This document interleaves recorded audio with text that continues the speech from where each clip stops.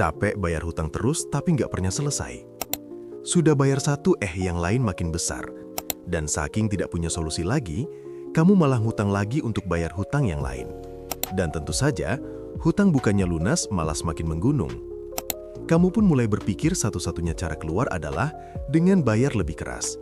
Padahal itu bukan strategi. Dan ternyata masalahnya bukan kamu kurang uang. Masalahnya adalah kamu belum pakai cara yang benar. Karena seperti yang kita tahu, keluar dari hutang adalah soal strategi. Banyak orang terjebak bertahun-tahun karena tidak pernah berhenti dan mengatur ulang strateginya. Nah, di video ini, saya akan tunjukkan beberapa strategi yang jarang dibahas orang, namun sangat powerful untuk bayar hutang tanpa harus ngutang lagi. Yang bahkan, di strategi pertama saja, sudah bisa langsung memberimu ruang nafas, bahkan sebelum kamu bayar cicilan berikutnya. Kalau kamu benar-benar mau hutangmu selesai, dengarkan sampai akhir, karena bisa jadi video ini akan menjadi titik balik dalam hidupmu.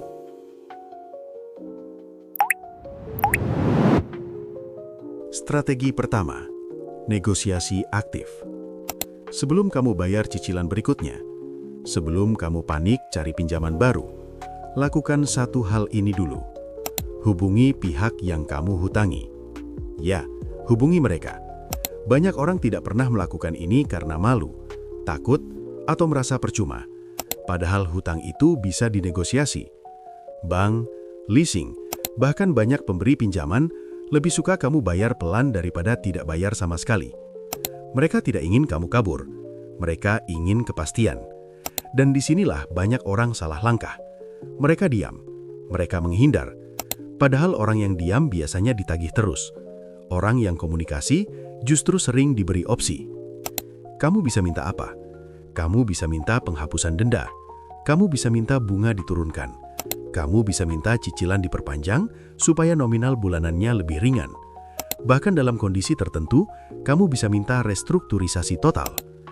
Bayangkan kalau cicilanmu sekarang 3 juta per bulan. Lalu setelah negosiasi, turun jadi 1,5 atau 2 juta. Secara total hutang memang belum hilang, tapi tekanan bulanannya turun. Dan itu yang kamu butuhkan sekarang, ruang napas. Masalah orang yang terlilit hutang biasanya bukan karena tidak mau bayar, tapi cicilannya lebih besar dari kemampuan bulanannya. Jadi yang kita perbaiki pertama adalah tekanannya dulu. Ingat ini, kamu tidak sedang minta dikasihani, kamu sedang mencari solusi yang realistis. Kalau kamu sudah dapat ruang napas, baru kita masuk ke langkah berikutnya. Karena keluar dari hutang bukan soal bayar lebih keras, tapi soal pakai strategi yang benar.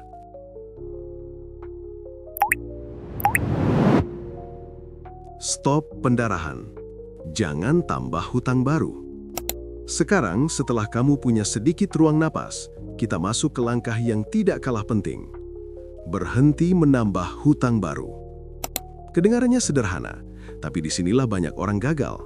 Karena saat tekanan datang lagi, refleks pertama kita adalah cari pinjaman lain. Bukan karena mau, tapi karena ingin cepat selesai. Masalahnya, setiap kali kamu menambah hutang baru, kamu sedang memperpanjang permainan. Kamu mungkin menang bulan ini, tapi kamu akan kalah di bulan-bulan berikutnya. Bayangkan kamu sedang menguras air dari sebuah ember. Kamu sibuk mengeluarkan airnya, tapi lubang keran tidak pernah kamu tutup. Hutang baru itu adalah lubang keran tersebut. Kalau ada tawaran pinjaman menggiurkan dengan bunga kecil, jangan tergiur. Kalau masih ada aplikasi pinjaman online di ponselmu, hapus. Kalau ada kebiasaan cicilan kecil-kecil yang sebenarnya tidak mendesak, hentikan dulu. Ini bukan soal pelit, ini soal memutus siklus. Karena tujuan kita sekarang bukan agar terlihat baik-baik saja. Tujuan kita adalah benar-benar selesai.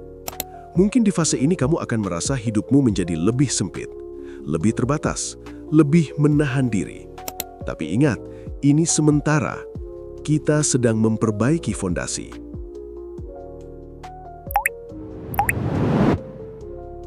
Hadapi angkanya. Datakan semua hutang. Sekarang, tarik napas sebentar. Langkah berikutnya mungkin terasa tidak nyaman. Tapi justru ini yang akan membuat semuanya terasa lebih ringan. Kita harus tahu angkanya dengan jelas. Banyak orang yang terlilit hutang sebenarnya tidak tahu total pastinya berapa.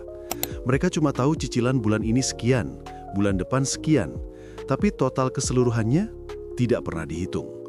Dan disitulah sumber stres terbesar muncul, karena yang tidak jelas selalu terasa lebih menakutkan. Jadi, ambil kertas atau buka catatan di ponselmu, lalu tulis semuanya. Berapa total hutangnya, di mana saja tempatnya, berapa bunga masing-masing, berapa cicilan per bulan, dan kapan jatuh temponya. Tulis tanpa dikurangi, tanpa ditutup-tutupi. Mungkin saat pertama kali melihat totalnya kamu akan kaget, mungkin ada rasa sesak. Tapi justru di momen itu, kamu mulai punya kendali.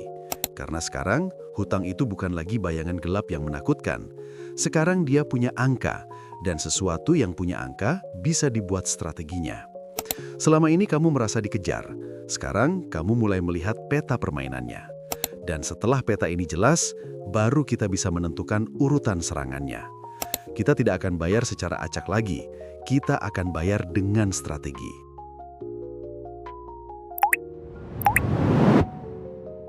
Tentukan strategi pelunasan. Sekarang kamu sudah tahu angkanya. Tidak ada lagi kabut, tidak ada lagi tebak-tebakan. Pertanyaannya tinggal satu, kita bayar yang mana dulu? Selama ini mungkin kamu bayar secara acak. Mana yang paling teriak, itu yang didahulukan. Mana yang paling menekan, itu yang kamu tutup dulu. Padahal ada cara yang lebih terstruktur. Cara pertama disebut metode snowball. Kamu mulai dari hutang yang paling kecil dulu. Lunasi yang paling kecil secepat mungkin. Begitu satu selesai, rasa percaya dirimu naik. Beban mental berkurang. Lalu kamu lanjut ke hutang berikutnya. Secara psikologis, metode ini sangat kuat. Karena setiap kali satu hutang lunas, kamu merasa menang. Cara kedua disebut metode avalanche. Di sini kamu fokus ke hutang dengan bunga paling tinggi dulu. Karena secara hitungan matematis, itu yang paling menguras uangmu. Dengan menyelesaikan yang bunganya paling besar lebih dulu, kamu menghemat lebih banyak dalam jangka panjang. Mana yang lebih baik? Yang paling cocok dengan kepribadianmu. Kalau kamu butuh kemenangan cepat supaya tetap termotivasi, pilih snowball. Kalau kamu tipe yang disiplin dan kuat secara mental, avalanche bisa lebih efisien. Tapi ingat satu hal, metode itu hanya alat. Yang membuat hutang benar-benar selesai adalah konsistensi. Dan supaya konsistensi itu lebih cepat membuahkan hasil, kita perlu melakukan satu fase yang tidak nyaman tapi sangat menentukan. Kita perlu masuk ke mode tekan napas.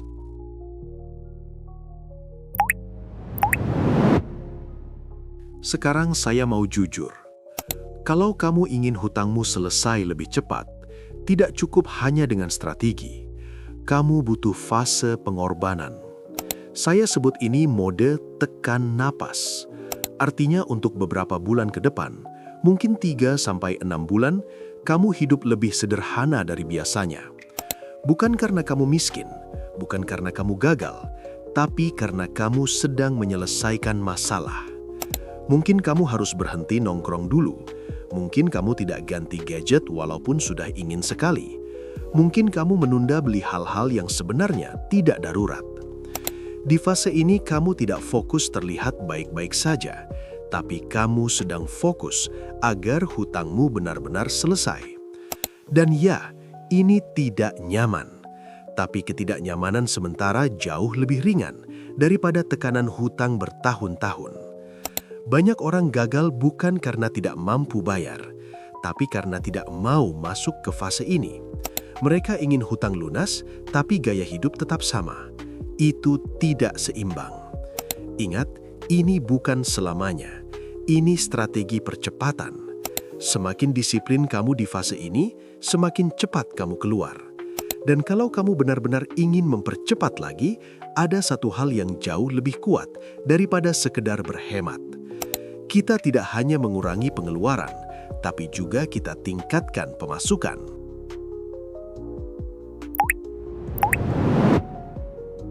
Tambah cash flow. Sekarang saya mau kamu pahami satu hal penting. Berhemat itu ada batasnya, tapi menambah penghasilan hampir tidak ada batasnya.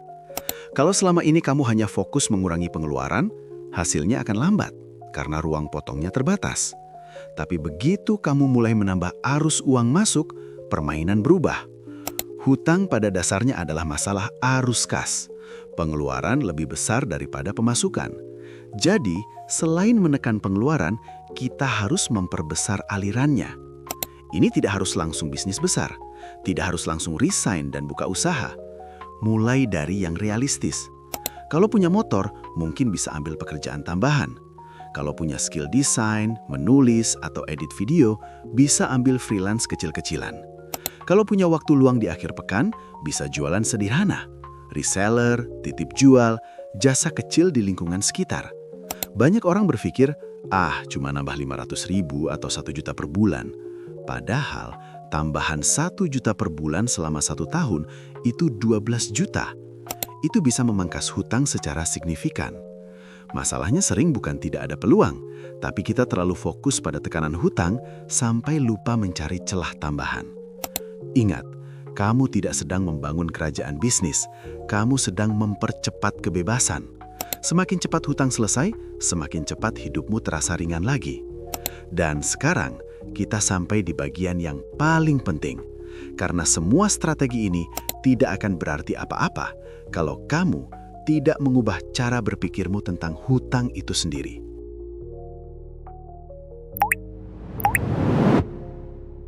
Hutang memang melelahkan, bukan cuma karena angkanya, tapi karena rasanya seperti hidup terus dikejar. Tapi mulai hari ini, kamu tahu satu hal penting. Keluar dari hutang bukan soal bayar lebih keras, bukan soal kerja sampai tumbang, bukan juga soal pinjam lagi supaya terlihat aman. Keluar dari hutang adalah soal strategi. Banyak orang terjebak bertahun-tahun karena tidak pernah berhenti dan mengatur ulang strateginya. Namun hari ini, kamu sudah tahu strateginya. Dan bisa jadi, hari ini adalah titik balikmu. Sekian video edukasi kali ini. Jangan lupa subscribe, karena kedepannya kita sudah siapkan video edukasi penting lainnya yang sangat sayang jika kalian lewatkan. Terima kasih, dan sampai jumpa di video berikutnya.